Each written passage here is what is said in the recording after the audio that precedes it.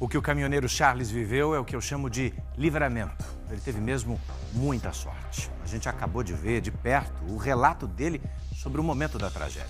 Pois é, Edu, e uma semana depois, o número de mortos na queda da ponte subiu para 10. 7 pessoas ainda estão desaparecidas. Nossa equipe acompanhou de perto o trabalho de buscas. Esse desabamento acende um alerta. Como é que estão as pontes federais, por onde circulam milhões de motoristas e passageiros em todo o país?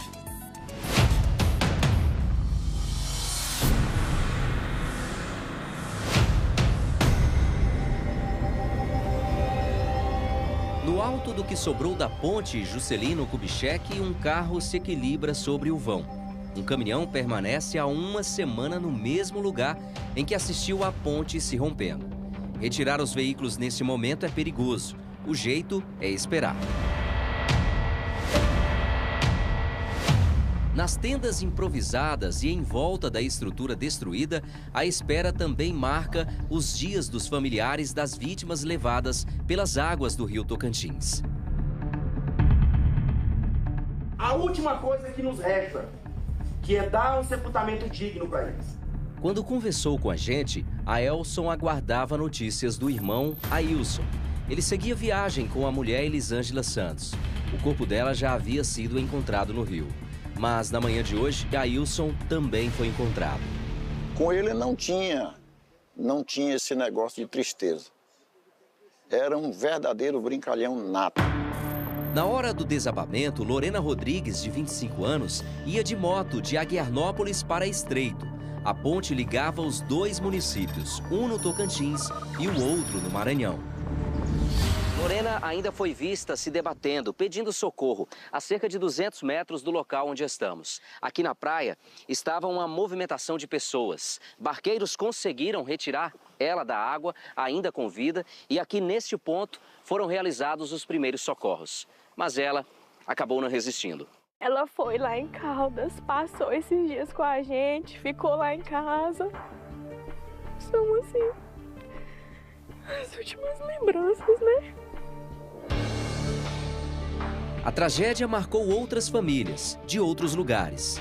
Andréia vivia em São Paulo. Aos 45 anos, ela conduzia o caminhão com uma carga de ácido sulfúrico, que foi parar no fundo do rio. 3 dias depois do acidente, o corpo da caminhoneira foi resgatado.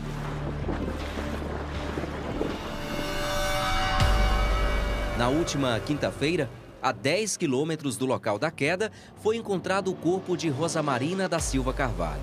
A moradora de Aguiarnópolis, de 48 anos, atravessava a ponte na garupa de um mototaxista. Ele, Marson Gley Ferreira, ainda está desaparecido. Olhando o que restou da estrutura da ponte, é possível ter noção da dificuldade enfrentada pelas equipes de mergulhadores. Grande parte dos vergalhões e da estrutura de concreto acabou caindo sobre os veículos e as vítimas. As equipes técnicas ainda avaliam a quantidade de escombros que segue submersa no rio Tocantins.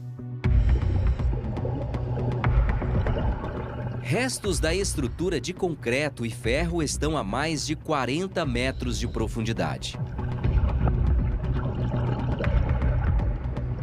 O nosso grande desafio está sendo a quantidade de vergalhões, né, e de pontas vivas, né, ou seja, de apêndices submersos que podem sim capacitar, possibilitam, maximizam a possibilidade de enrosco do mergulhador embaixo d'água. A Marinha pediu reforço à Petrobras, que enviou equipamentos, entre eles um sonar para gerar imagens de alta resolução do fundo do rio e uma câmara hiperbárica para descompressão do mergulhador, após o trabalho em águas profundas.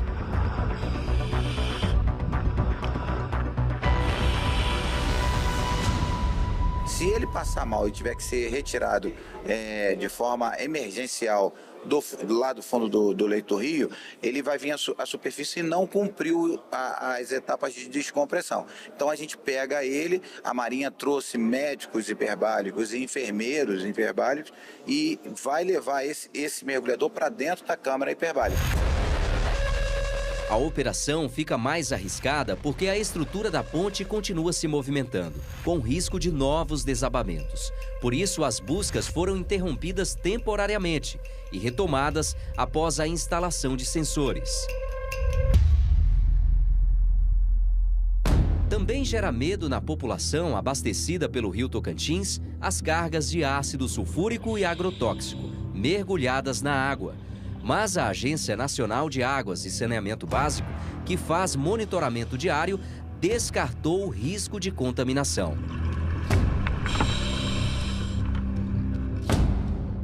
O DENIT, o Departamento Nacional de Infraestrutura de Transportes, ligado ao governo federal, responsável pela manutenção da ponte, afirma que o desabamento ocorreu porque o vão central da ponte cedeu. O que provocou o problema está sendo investigado. A gente precisa entender as causas, o que houve ali. Se tiver de responsabilizar alguém, que seja responsabilizado. Então, a gente quer trazer órgãos externos, como fazer parceria e junto com a Polícia Federal e descobrir o que aconteceu ali. A estrutura de 533 metros de extensão faz parte do corredor rodoviário Belém-Brasília, um dos mais importantes do país. No entanto, as más condições vinham sendo notadas há muito tempo.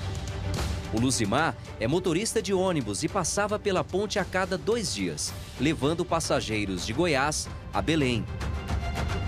Cada viagem, eu ida ou volta, tem uma coisa errada na ponte. Tem mais um buraco, tem mais uma rachadura.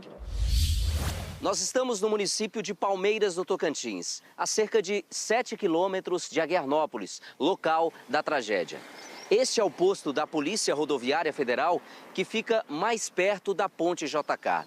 Nos últimos anos, os policiais que trabalham aqui na unidade chegaram a emitir vários alertas sobre a situação da ponte. A gente, na sede aqui, nossa diretoria, não recebeu pedido de interdição, mas é isso que a gente precisa aprofundar nas investigações, acompanhar todos esses processos e realmente ver o que aconteceu nessa ponte. A JK passou pela primeira reforma em 1998, quase meio século após a inauguração.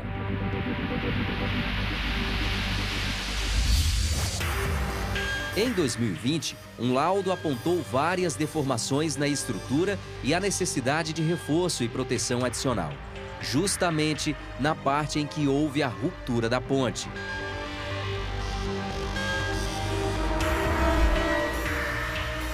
De 2021 a 2023, o governo federal gastou 3,5 milhões para reparos na estrutura viária do Tocantins, incluindo a ponte JK.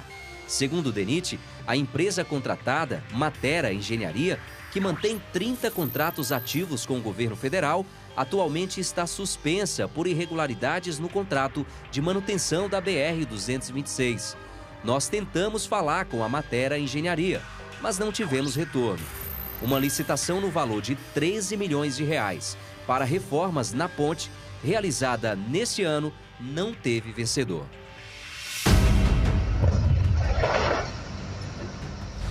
A queda da ponte Juscelino Kubitschek de Oliveira no último domingo não é um incidente isolado.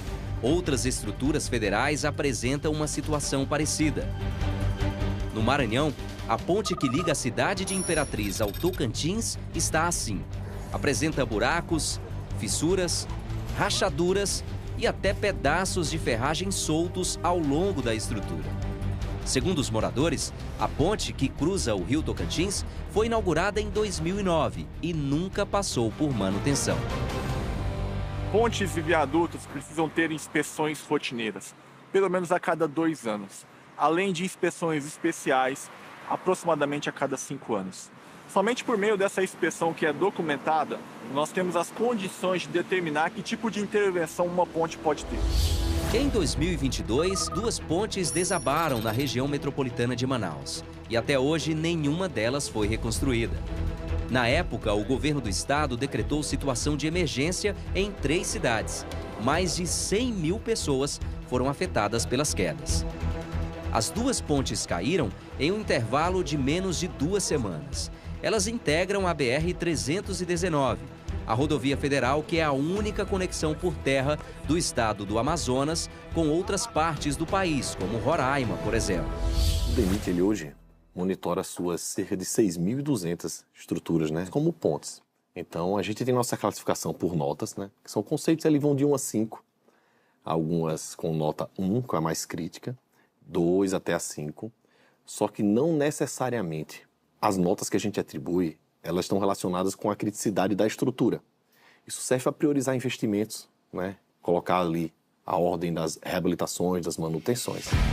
Os dados incluem apenas pontes federais, não considerando outras estruturas locais, como viadutos, túneis e passarelas.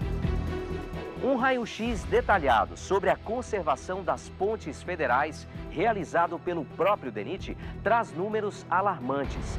727 pontes estão na mesma situação preocupante da estrutura que caiu entre o Tocantins e o Maranhão.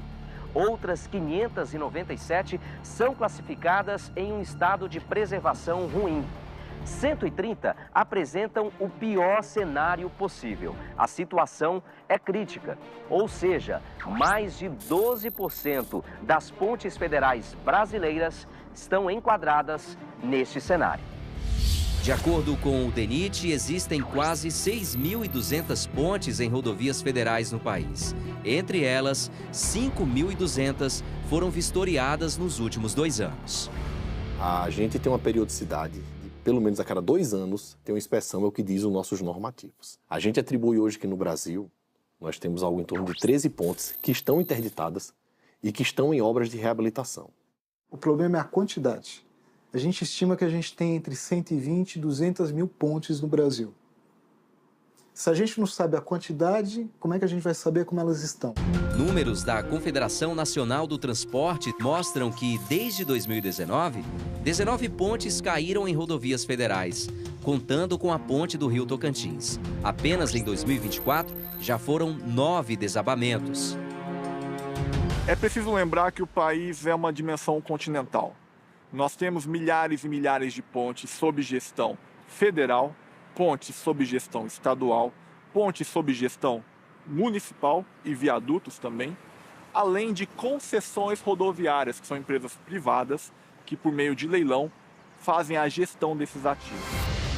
No Tocantins, a investigação continua. Em 2025, a gente trabalha com 3 frentes. A primeira é coordenar, através do Ministério dos Transportes, as buscas na região. Restabelecer aquela ponte que lá está. A gente quer ainda em 2025 entregar uma nova ponte e a gente, de imediato, já restabelecer aquela conexão por balsas, transporte local ali das cidades que se conectam, né? Cidade de Aguiarnópolis e Estreito.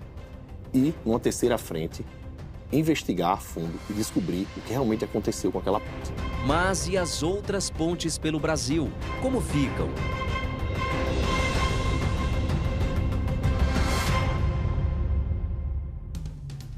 E nós voltamos a falar sobre a queda da ponte Juscelino Kubitschek, entre Tocantins e o Maranhão. A Matera Engenharia, empresa contratada pelo governo federal para manutenção, informou há pouco que o último reparo foi feito em novembro de 2023. Segundo a empresa, na época, o governo federal aprovou todos os serviços realizados sem ressalvas. A Matera Engenharia afirma também que não foi responsável por obras mais complexas, como o reforço estrutural para conter danos severos na ponte e que também não recebeu qualquer punição relacionada ao contrato em questão.